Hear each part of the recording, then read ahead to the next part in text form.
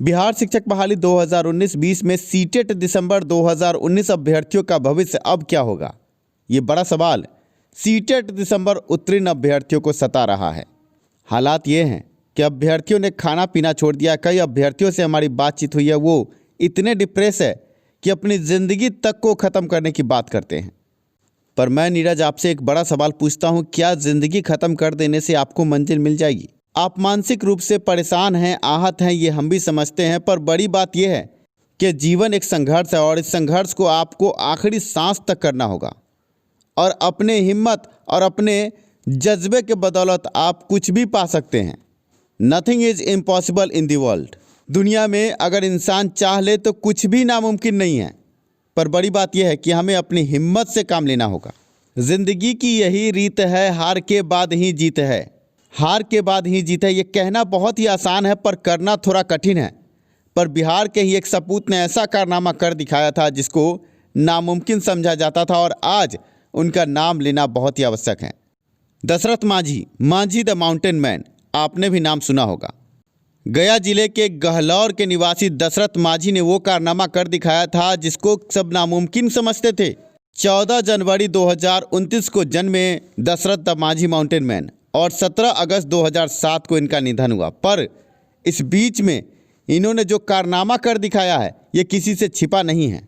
केवल एक छेनी और हथौड़ी लेकर इन्होंने 360 फुट लंबा, 30 फुट चौड़ा और 25 फुट ऊंचा पहाड़ काटकर चीरकर रास्ता बना दिया था। इस काम में इनको 22 बरस लगे थे, पर इन्होंने हार नहीं मानी।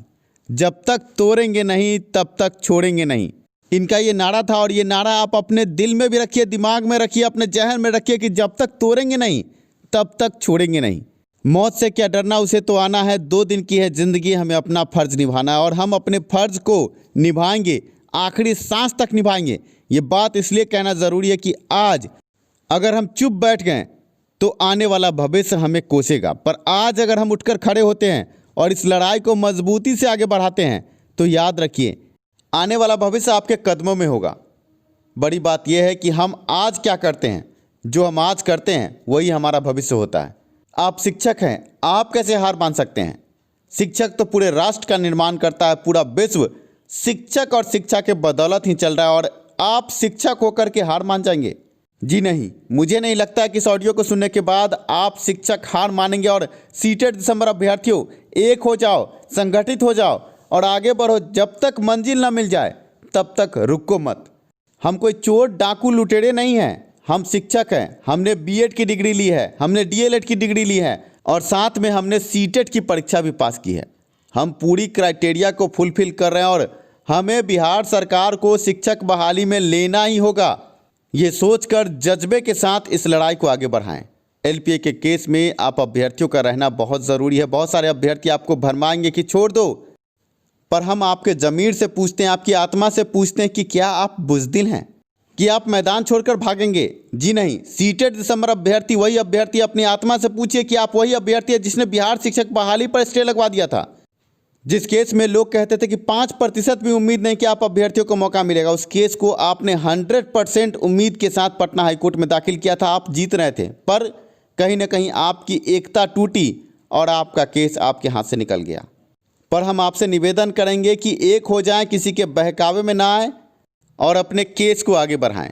एलपीए में जीत सुनिश्चित है। आपको याद रखना होगा कि 34,500 शिक्षकों की बहाली के लिए 2007-8 में जो अभ्यर्थी पटना हाईकोर्ट में सिंगल बेंच, फिर डबल बेंच, फिर सुप्रीम कोर्ट पहुंचे थे और सुप्रीम कोर्ट से उन्होंने अपना हक लिया था। आज इतिहास अपने आप को दोहरा रहा है, पर बड़ी बात यह है कि इस इतिहास के दोहराने में आप कितना हमारे साथ खड़े हैं। जीत सुनिश्चित है, सिंगल बेंच में भी हमारी जीत सुनिश्चित थी, पर आप अभ्यर्थियों की एकता टूटी और आप केस हारे हैं।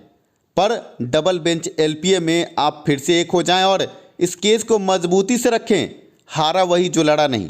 जीत कैसे मिलेगी? आप अभ्यर्थियों को बता दें कि शिक्षा विभाग का ही लेटर है जिसमें साफ तौर से लिखा गया है कि उम्र संबंधित नियमावली में चर्चा है, पर अहर्ता संबंधित कोई चर्चा नहीं है। इसलिए नियोजन प्रक्रिया के अंतिम तिथि तक जो भी अभ्यर्थी क्राइटेरिया को पूरा करते हैं, अहर्ता को प्राप्त करते हैं, उनको हम बहाली प्रक्रिया में ले लेंगे। इस लेटर का साफ तात्पर्य है कि अगर आप नियोजन प्रक्रिया की अंतिम तिथि तक भी अपनी अर्हता को प्राप्त करते हैं तो आप बिहार शिक्षक बहाली के लिए एलिजिबल हैं और ये लेटर हमारे पास है। इस लेटर के बल पर हम एलपीए में जीत जरूर हासिल करेंगे। इसके अलावा सीटेट दिसंबर केस में जो अभ्यर्थी पेटिशनर हैं, आपको बता दें कि जुलाई में जब NIOS DLED की डिग्री वैध करने के लिए NIOS DLED अभ्यर्थी केस में गए थे तो दिसंबर माह के सीटेट अभ्यर्थी भी उस केस में थे। और अगर आप जजमेंट को देखेंगे तो उसमें कहा गया है कि जो भी पेटिशनर हैं वो सभी बिहार शिक्षक बहाली के लिए आवेदन कर सकते हैं। ऐसे में आप समझिए कि जजमेंट भी आपके फेवर में है, बिहार शिक्षक बहाली में शिक्षा विभाग का लेटर भी आपके फेवर में है और अन्य कई सबूत भी आपके पक्ष में है। पर बड़ी बात यह है कि आप जब तक चलेंगे नहीं तब तक आप जीत को कैसे पाएंगे। CWJC 6767 केस में बड़ी सुनवाई हुई। सुनवाई के बाद बहाली प्रक्रिया में नियुक्ति पत्र देने पर स्टे था और ये स्टे किसी एक सुनवाई तक नहीं था, करीब 3 हेयरिंग तक आपके बहाली प्रक्रिया में नियुक्ति पत्र देने पर स्टे था। बहाली प्रक्रिया में स्टे क्यों था? क्योंकि कहीं ना कहीं आपकी मांग जायज़ है और आपको ये भी समझना चाहिए कि विपक्षी जो आपके हैं उन्होंने जजमेंट से 2-2.5 घंटा पहले ही जजमेंट की घोषणा कर दी थी। कैसे कर दी थी? ये बात कहने की नहीं है। आप अभ्यर्थी अपने जहन से अगर सही से सोचेंगे, क्योंकि आप शिक्षक हैं, तो आप समझ पाएंगे कि राजनीति से प्रेरित ये जजमेंट है। पर अब डबल बेंच में हम अपने बात को, अपने मुद्दे को रख सकते हैं। लड़ाई अभी ख़त्म नहीं हुआ, लड़ाई अभी जारी है और डबल बेंच में एलपीए के केस में आप एकजुट हो जाइए। 34,500 जो शिक्षक थे सिंगल बेंच में हारने के बाद वो पीछे नहीं हटे थे, वो लगातार आगे बढ़े, तब जाकर उनको मंजिल मिली है। तो आप सीटेट दिसंबर अभ्यर्थियों को भी आगे बढ़ते रहना होगा। सिर्फ तमाशा मत देखिए, आगे आएँ, केस में सहयोग करें। आप सिर्फ ये कहते हैं नीरज की जय हो, नीरज जी हम आपके साथ हैं, हम शिक्षा सुधार रोजगार के साथ हैं, शिक्षा सुधार रोजगार जिंदाबाद, नीरज जिंदाबाद।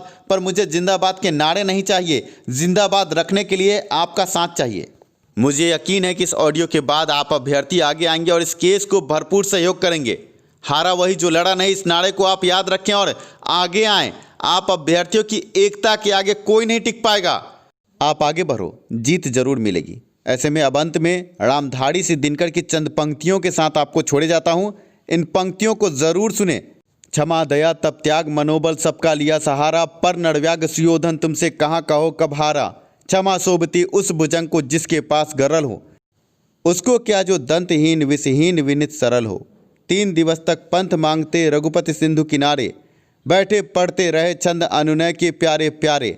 उत्तर में जब एक नाद भी उठा नहीं सागर से, उठी अधीर धधक पौरुष से आग राम के सिर से। सिंधु देह त्राही त्राही करता आगिरा शरण में, चरण पूज दास्ता ग्रहण की बांध मूढ़ बंधन में। सच पूछो तो सर में ही बसती है दीप्ति विनय की, संधि वचन संपूज्य उसी की जिसमें शक्ति विजय की। आप में अगर विजय की शक्ति है तो आप उस शक्ति को जागरूक करें और एक साथ हो जाए। सीटेट दिसंबर अभ्यर्थियों, जब तक तोड़ेंगे नहीं तब तक छोड़ेंगे नहीं। धन्यवाद।